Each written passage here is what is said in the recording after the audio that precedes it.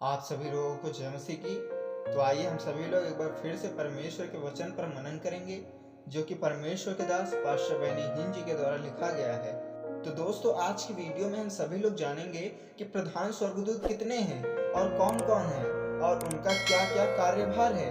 तो दोस्तों, वीडियो को अंत तक जरूर देखें। तो चलिए वीडियो को स्टार्ट करते हैं। प्रधान स्वर्गदूत एक विशेष श्रेणी या वर्ग के स्वर्गदूत हैं जिन्हें परमेश्वर ने अधिकार के उच्च पद दिए हैं। उनके नाम का अर्थ प्रधान शासक। पवित्र शास्त्र के कुछ वृत्तांतों में उन्हें राजकुमार यानी कि प्रिंस भी कहा गया है।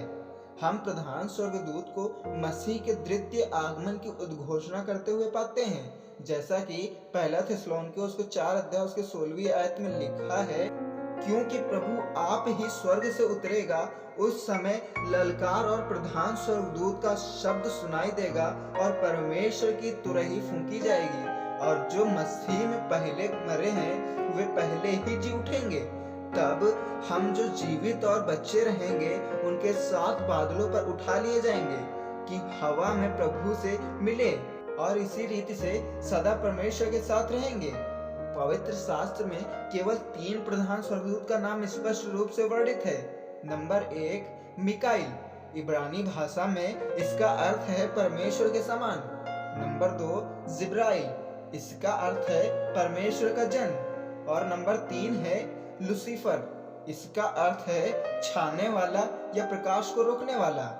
यह बात महत्वपूर्ण है कि मिकाइल और जिब्राइल के नाम के अंत में एल आता है, जिसका इब्रानी भाषा में अर्थ परमेश्वर है, किंतु लूसीफर में यह ईश्वरीय तत्व शामिल नहीं है। सृजनकर्ता परमेश्वर ने क्यों लूसीफर का नाम ऐसा रखा जिसमें परमेश्वर के तत्व समावेश नहीं था?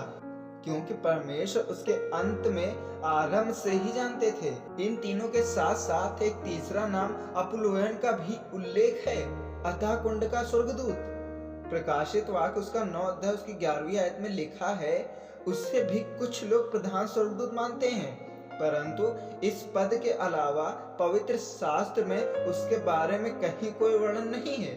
एक समय लूसीफर को महत्वपूर्ण अधिकार दिए गए थे। पृथ्वी और ब्रह्मांड में वह मिकाइल और जिब्राइल के समान तुल्य था, यद्यपि उनके पास एक अलग कार्यभार था। मिकाइल परमेश्वर के लोगों की रक्षा करता था, अर्थात यहूदियों की और इजराइल के संबंध आवश्यक बातों को ध्यान रखता था, जबकि जिब्राइल परमेश्वर की उपस्थिति में रहता था। वह परमेश्वर के वचन की उद्घोषणा करता था, यानी कि वो संदेशों को पहुंचाता था। और नंबर 3 लूसीफर को परमेश्वर की प्रशंसा और आराधना करने का कार्यभार सौंपा गया था। हम बाइबल में पढ़ते हैं कि लूसीफर रत्नों और मूल्यवान पत्थरों से जड़ा था और उसमें संगीत था। परमेश्वर ने उससे कहा, यहेजकेल की पुस्तक उसका 28 अध्याय उसकी 12 से 13 आयत में लिखा है, तू तो उत्तम से भी उत्तम है, तू बुद्धि से भरपूर और स्वर सुंदर है, तू परमेश्वर की अदन नाम बारी में था, तेरे पास आभूषण मणि, पथराग, हीरा, फिरोजा, सुलेमानी, मणि शराब, नीलमणि, मरकत और लाल सब भांति के मणि और सोने के पहिरावे थे। तेरे डफ और बांसुरियां तुझे से बनाई गई थी। जिस दिन तू सृजा गया था उस दिन वे तैयार की गई थी। इस प्रकार वह जीता जाता ब्रह्मांड था। उसी में संगति की धुनें और रचनाएं थी और वह स्वर्ग को स्तुति प्रशंसा से भर देता था। लूसीफर अत्यधिक शक्तिशाली था। वह आग सरीखे चमकने वाले मड़ियों के बीच चलता फिरता था। पद 4 में लिखा है, उसे सर्वशक्तिमान परमेश्वर की उपस्थिति में चलने फिरने का अधिकार दिया गया था। वह कोई साधारण स्वर्गदूत नहीं था। परमेश्वर ने लूसीफर को छाने वाला अभिषिक्त करूब कहा। मैंने तुझे ऐसा ठहराया कि तू परमेश्वर के पवित्र पर्वत पर रहता था। पद 14 में लिखा है, वह निश्चित तौर पर उन करूबों जैसा नहीं था जो यहेजकेल ने देखे थे, क्योंकि वह प्रधान स्वर्गदूत था या प्रमुख था। परमेश्वर ने उसे अभिषिक्त करूब का संबोधन दिया, क्योंकि उसका कार्य क्षेत्र परमेश्वर की स्तुति आराधना करना था।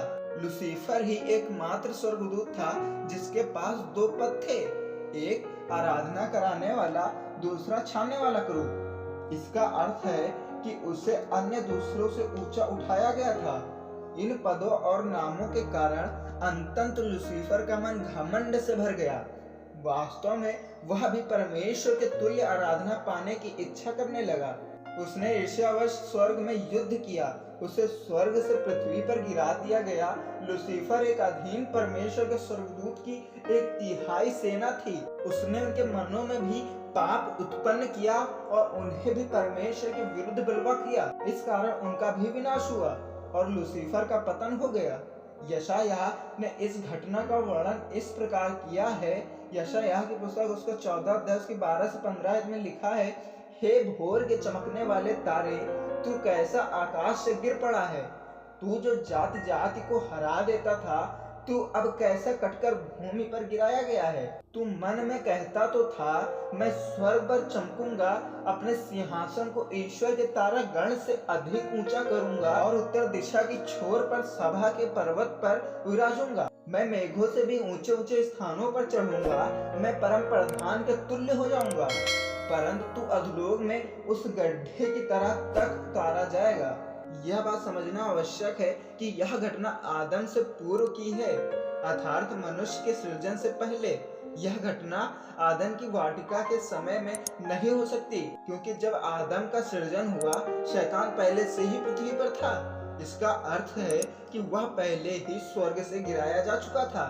तब वह लूसीफर या छाने वाला अभिषिक्त पवित्र करूब नहीं था। परमेश्वर ने उससे कहा कि उसकी सृष्टि के दिन से लेकर उस दिन तक, जब तक कि उसमें दुष्टता नहीं पाई गई, वह अपने सब कामों में सिद्ध था। कामों के अधिकता के कारण वह हिंसक हो गया और परमेश्वर के विरुद्ध बलवा कर बैठा। परमेश्वर ने इस अभिषिक्त करूब को स्वर्ग से नीचे गिरा दिया, क्योंकि वह उसकी सुंदरता के कारण फूल उठा था। उसकी बुद्धि भ्रष्ट हो गई थी। सांसारिक यश और सम्मान के कारण परमेश्वर ने उसे भूमि पर पटक दिया। यहेजकेल उसके 28 अध्याय उसके 15 से 17 में लिखा है, प्रभु यीशु ने इस बात का वर्णन अपने चेलों से किया था, मैं शैतान को बिजली के समान स्वर्ग से गिरा हुआ देख रहा था। लूका की पुस्तक उसका 10 अध्याय उसके 18 में लिखा है। विद्रोह के कारण लूसीफर को स्थायी तौर पर स्वर्ग से निकाल दिया गया था। आमीन। परमेश्वर इस वचन के द्वारा आप सभी लोगों को आशीष दे। आमीन।